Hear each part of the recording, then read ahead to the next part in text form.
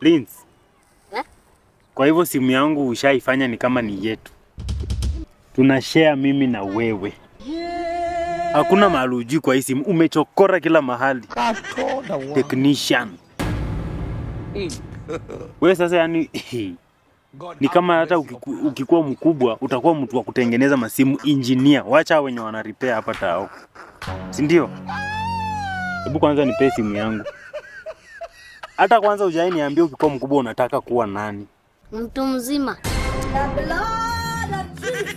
Mtu mzima mgani? Mtu mzima yule mwenye apiga kelele kila siku. Kwa hivyo unamaanisha mimi ni huwa napiga kelele, si ndio? Hapana, sio kupiga kelele. Ni nini? Wewe unaongea na sauti ya juu. Unaweza fikiria kama umekunywa supu ya ulimi ya mbuzi. Ni matusi? Hapana. Mafili ni ya nini? Sasa mtu mzima anafaa kufanya nini? Number 1. Kunywa chai pole pole. Tanzi mtoto mdogo mjinga. Pumbafu.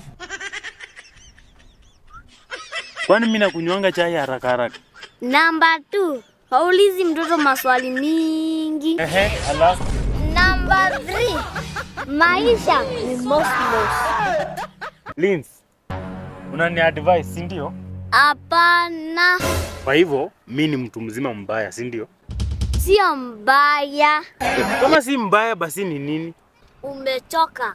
Wewe mtoto, umejuaje nimechoka? Kila saa unasema wacha nikae kidogo. The blood of Jesus. Umechoka? Wewe mtoto, tuheshimiane. Acha nitoke hapa. Ukipumzika tutacheza na wewe. Ndio maana nataka kuwa mtu mzima.